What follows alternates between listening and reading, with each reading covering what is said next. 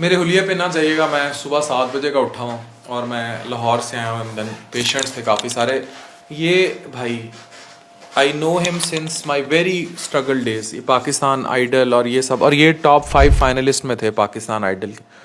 लेकिन हमारे यहाँ वो शो भी आगे क्विट हो गया, नहीं उस तरह उसके सीजन आए जो इंडियन आइडल चलता रहा, कॉपी था उसकी, और उसमें पैदा किए गए नाम भी कहीं खो गए। इवन ये भाई भी एक स्ट्रगल जोन से फिर ठीक है अपने लेवल पर तो पहुंचे, लेकिन वो अरूज जो इंडियन आइडल के टॉप 10 लोगों को मिलता है वो इन लोगों ने नहीं हासिल किया। इवन जो पाकिस्तान आइडल इनके सीजन में जीता, कौन सा सीजन था आपका?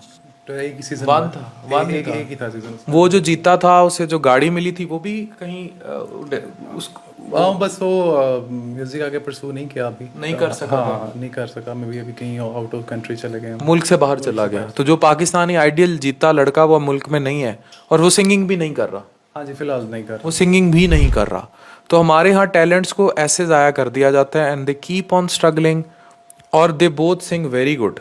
दे बोथ सिंग वेरी गुड। इसको तो मैं बहुत ही ज़्यादा जानता हूँ, सुनता हूँ, पीटीवी पे देखते भी रहते हैं। इन पाकिस्तान में टैलेंट्स की कदर उस तरह नहीं की जाती।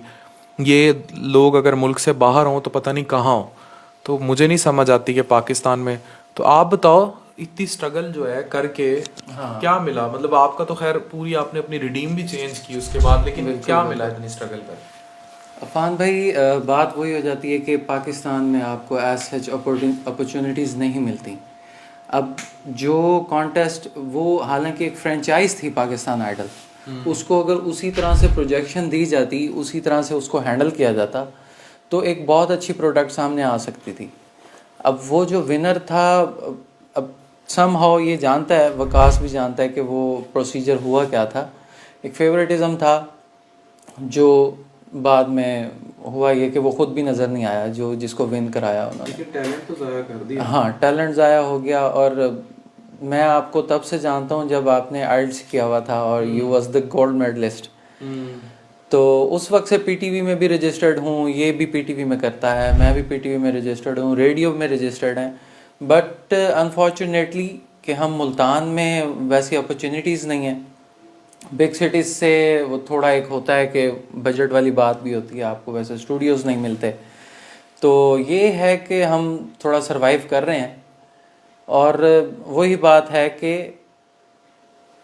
टैलेंट बियॉन्ड द लिमिट हो के आपको एक जाना पड़ता है। लेकिन वही बात है कि टैलेंट आपका बैक एंड पे चला जाता है आपकी मजबूरियों की वजह से। Pakistan don't respect talent sometime do.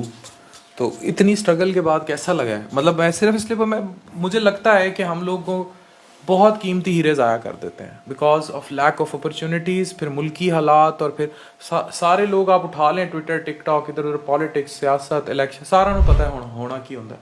लेकिन ultimately we waste a lot of talent. अच्छा, जिनको प्रमोशन मिली हुई है, मैं तो ओपनली नाम लेता हूँ, ये लोग टैलेंट थे ज़ाया हो गए।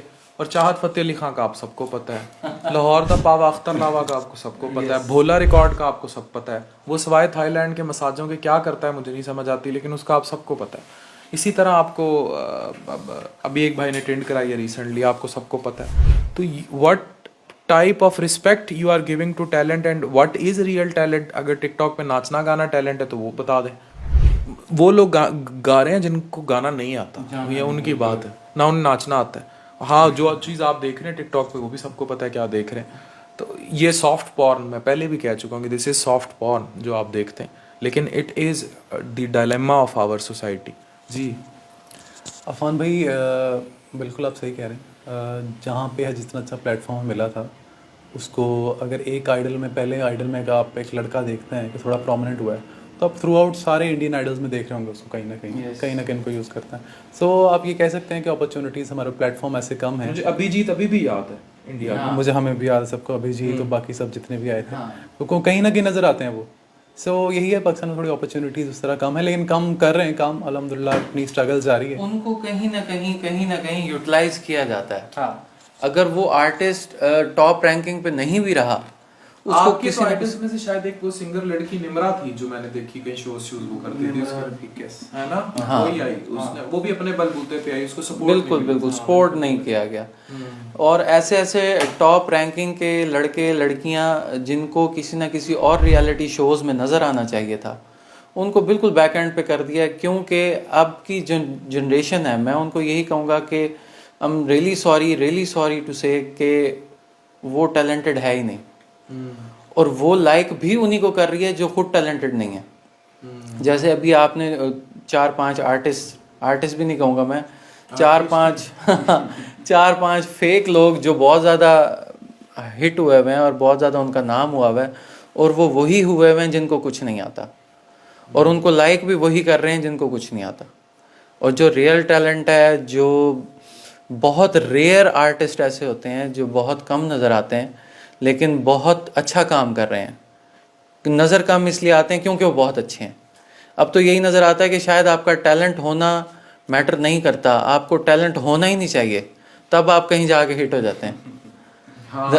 अब इस तरह की थॉट्स आती हैं। चाहत फतेह अली खान साहब जो सुर लगाते हैं, उनकी कहीं तारीफ लिखी हुई है, मुझे बता दें, मुझे नहीं समझ आता। नहीं सर, ऐसा वो है कि एक अब मजाक बना हुआ है, वो एक मजाक उन्होंने बनाया हुआ है अपना, तो लोग उसको मजाक में उसको वायरल कर रहे हैं। गाने से तो ऑब्वियसली उनको शायद नहीं पता, बाकी सबको पता है कि उनका कोई ताल्लुक नहीं है इस तरह का, लेकिन उनको अच्छा, वैसे सही बताऊं, उन्होंने भी पता है। हाँ जी, लेकिन उनको वो पता बिक रहा है ना, अगर उनका वो कुछ और बिक रहा है, करेगा तो बिल्कुल। बिकेगा नहीं। क्राइटेरिया व्यूज पे आ गया ना। हाँ, व्यूज पे आ गया, बिल्कुल। तो चाहत फतेह अली खान साहब अगर कहीं देख रहे हैं वीडियो, तो इन भाइयों को भी सुर सिखा दें जो आप सुर सिखाते हैं सारा। जरूर सीखना चाहूँगा। ये भी सीटी उनकी ज़रूर सीखें। ठीक है, थैंक यू वेरी मच।